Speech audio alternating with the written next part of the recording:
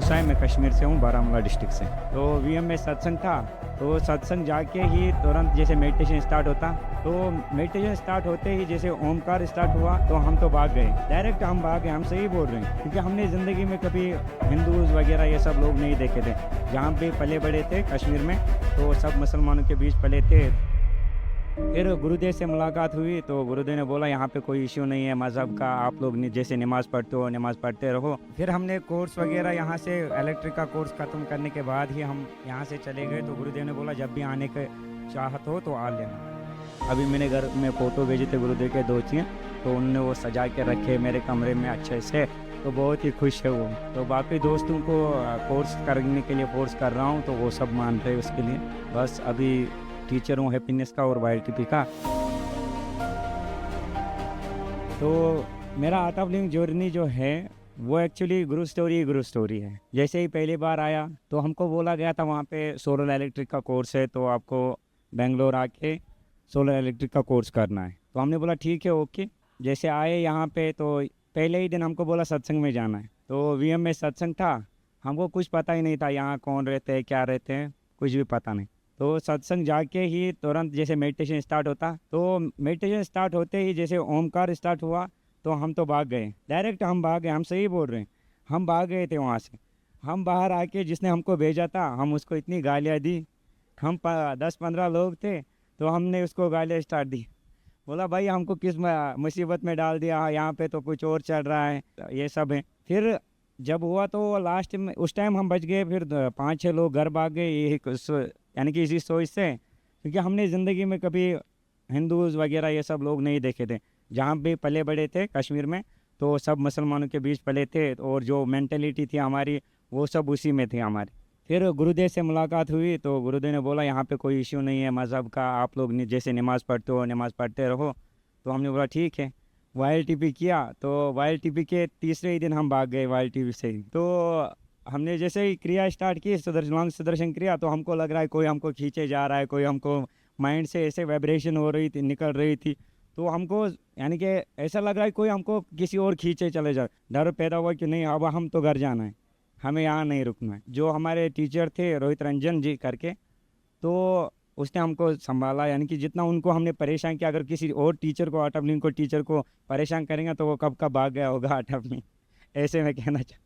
तो फिर हमने कोर्स वगैरह यहाँ से इलेक्ट्रिक का कोर्स ख़त्म करने के बाद ही हम यहाँ से चले गए। तो गुरुदेव ने बोला जब भी आने के चाहत हो तो आ लेना। तो 1.5 साल के बाद मेरे माइंड में मेरे यानी कि मुझे नींद नहीं आती थी घर में, सीधा बोल दो कि कुछ ना कुछ खींचे चला जा रहा है यार, कुछ तो मिसिंग है मेरी लाइफ में। सब कुछ था लेकिन कुछ ना कुछ मिसिंग है। लॉकडाउन के टाइम में मैं घर से भाग गया, ना घर वालों को बोला ना किसी को।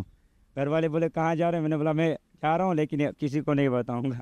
सही है, मैं घर से भागा। फिर घर वालों जब तक मैं यहाँ पे तकरीबन 1.5 साल रुका।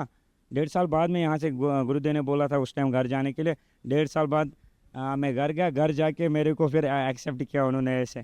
तो मेरे साथ एक और दोस्त था, उसको मैं ऐसे ही मैंने बोला था आपके लिए टिकट वगैरह सब कुछ मैंने करके रखा है। हम बेंगलोर में हमने आश्रम में जगह ले रखी है, हम कहीं पे भी सेवा करेंगे वहाँ। तो वो भी सब झूठ था, हमने किसी को भी नहीं बोला था। यहाँ पहुँच के हमको रिकमेंडेशन कोई नहीं कर रहा। सुबह से आश्रम में पूरे हलचल हो गई। लॉकडाउन में 2 कश्मीर के लड़के आ गए, तो आश्रम वाले भी डर गए इससे कि शायद यार टेररिस्ट वगैरह कोई आया है। सही बात है, उस टाइम जो सिचुएशन था, मैं जो मेरा अनुभव है उस टाइम जो सिचुएशन था, ऐसा फील हो रहा था हमको कि यार आश्रम वाले भी डर गए।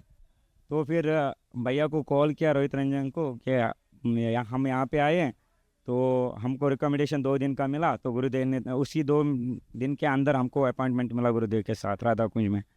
तो गुरुदेव ने बोला आपको इनको यहीं पे रखो SRDP में। हमने फिर ब्रिज बॉस कोर्स किया। सोलर इलेक्ट्रिक तो पहले से ही किया, फिर मोबाइल रिपेयरिंग हमने सब कोर्सेज वहीं पे 6 महीने में किए। तो जो भी हम कर रहे हैं वो उधर ही। तो जो मड हाउस है या वहाँ पे वो पोल्ट्री फार्म है वो सब हमने ही बनाया वहाँ, सेवा करते करते। फिर हमारे कोर्सेज़ वगैरह ऑनलाइन स्टार्ट हो गए, तो जर्नी स्टार्ट हुई। 1.5 साल तक फिर मैं मेंटेनेंस में काम कर रहा था, यहाँ पे सेवा दे रहा था। 1.5 साल के बाद गुरुदेव ने बोला आप SSRDP ज्वाइन करो। तो SSRDP के तुरंत बाद हमारा VTP हो गया। VTP होने के बाद हमको जम्मू एंड कश्मीर भेज दिया सेवा के लिए, लद्दाख उत्तराखंड। तो हमने सोलराइजेशन और स्मार्टाइजेशन की। लेकिन इस दौरान जो बुरी स्टोरीज़ हुई वो सबसे ज़्यादा हुई, जैसे -25 में हमने सर्वाइव किया। हमारे पास सोने के लिए या बिस्तर वगैरह कुछ भी नहीं होता था, 4-4 स्लीपिंग बैग भी कुछ भी नहीं होता था। खाने के लिए तो मुश्किल से हम तो, क्योंकि हमने ये किया था कि संकल्प लिया था कि हम नॉन-वेज नहीं खाएँगे। लेकिन इतना कंट्रोल करने के बाद भी लेकिन नहीं खाया वहाँ पे, खाली मैगी वगैरह वो सब। इतना नहीं तो अगर आप लद्दाख जाओगे तो लद्दाख में आपको नॉन-वेज मिलेगा ही मिलेगा, चाहे कोई भी होटल हो।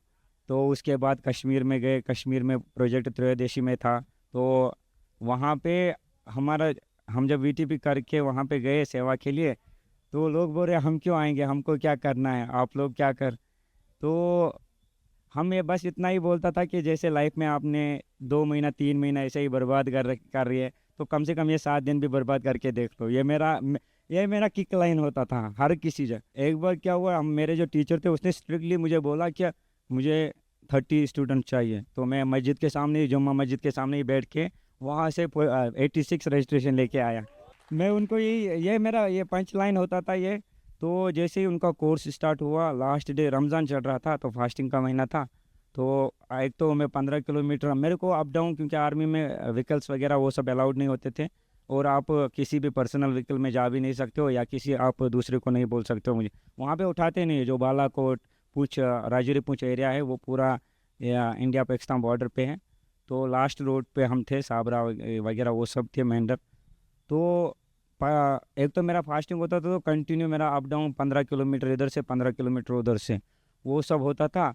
और जब ये कोर्स चल रहा था तो लास्ट डे हमने इनका इफ्तार पार्टी रखी थी। तो गाड़ी में जो सामान आ रहा था, 5 जवान लेके आ रहे थे, तो 5 जवानों को एक साथ शहीद कर दिया उसमें।